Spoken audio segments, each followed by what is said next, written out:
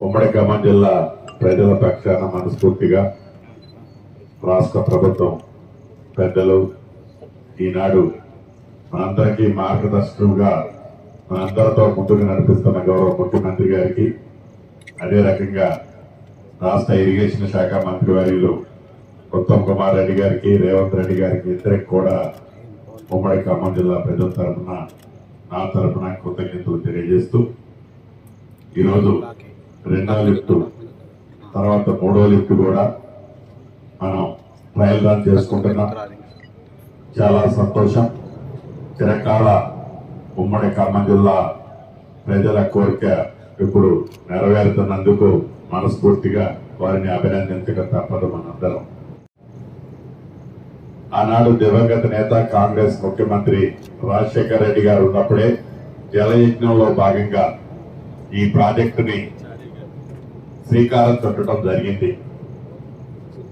దాన్ని రాష్ట్రం సాధించుకున్న తర్వాత గడిచిన 10 సంవత్సరాలు ముఖ్యమంత్రిగా ఎవరైతే పరిపాలించారో ఆ మహానుభావుడు దాన్ని రీడిజైన్ పేరుతో ఈ సీతారామ ప్రాజెక్టుని సుమారు ఒక 9 టైమ్స్, అంటే ఆనాడు 2400 కోట్ల రూపాయలు ఖర్చు అయ్యే రాజీవ్ సాగర్, ఇందిరా సాగర్ ప్రాజెక్టుని ఇప్పటికే 18,000 కోట్లతో ఈ సీతారామ ప్రాజెక్టుని రీడిజైన్ పేరుతో మొదలెట్టి, ఈ మొదలెట్టింది కూడా తలా తోక రెండు ఏదో తెలియక అక్కడొకటి గుంటలో తవ్వుకుంటా పోతే ఈ ఇందిరమ్మ రాజ్యం వచ్చిన తర్వాత వాటన్నిటినీ స్ట్రీమ్ లైన్ చేసి వీటిలో ఫస్ట్ ప్రయారిటీ దేనికిస్తే బాగుంటది.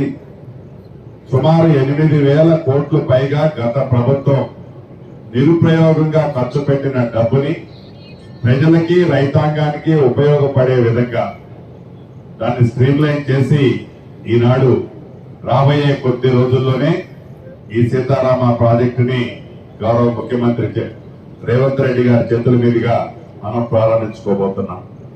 ప్రధానంగా ఇందాక తుమ్మల గారు చెప్పినట్లు పినపాక నియోజకవర్గం, అదే రకంగా అశ్వరావుపేట నియోజకవర్గం, సత్తుపల్లి నియోజకవర్గం, వైరా నియోజకవర్గం, పాలేరు నియోజకవర్గం, ఇంకా ఖమ్మం నియోజకవర్గంలోని ఒక మండలం, ఈ ప్రాంతాలన్నిటికీ మధుర నియోజకవర్గం కూడా స్టెబిలైజ్ అవుతుంది. అంటే ఉమ్మడి ఖమ్మం జిల్లాలోని ఒక భద్రాచలం అవతల పక్కన అటు ఇంకొకటి ఇల్లెందు నియోజకవర్గం కూడా ఉంది. ఒరిజినల్ గా దీన్ని డిజైన్ చేసినప్పుడు ఆనాడు రోళ్లపాడు అనే ఒక ప్రాజెక్టుని ఇల్లెందు నియోజకవర్గానికి కూడా ఉపయోగపడే విధంగా ఆనాటి ముఖ్యమంత్రి అక్కడ కూడా శంకుస్థాపన చేశారు. ఇందాక తుమ్మల నాగేశ్వరరావు గారు చెప్పిన దానికి ఇన్ఎక్షన్ గా ఇల్లెందు నియోజకవర్గ రైతులకు కూడా మనం ఆదుకోవాల్సిన అవసరం ఉంది ఉత్తమ్ గారు. అదే రకంగా భద్రాచలం కూడా ఇక్కడ లెఫ్ట్ ఓవర్ అవుతుంది. భద్రాచలం నియోజకవర్గాన్ని కూడా సాగునీరు తేవడానికి ప్రాపర్ ప్లేసెస్ లో ఐడెంటిఫై చేసి అటు ఇల్లందు నియోజకవర్గం, ఇటు భద్రాచలం నియోజకవర్గాన్ని రైతులకు కూడా వాళ్ళు కూడా దీని మీద ఆశలు పెట్టుకున్నారు. ఆ 2 నియోజకవర్గాలను కూడా మనం ఆదుకోవాల్సిన పరిస్థితి ఉంది.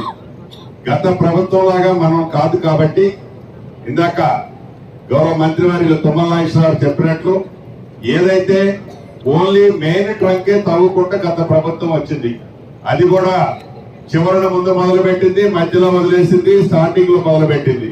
మనం ఆ మధ్య అన్ని కూడా ప్యాచప్లు చేసి ఇప్పుడు నీరు ఒక ప్రాంతం వరకు ఇవ్వగలుగుతున్నాం.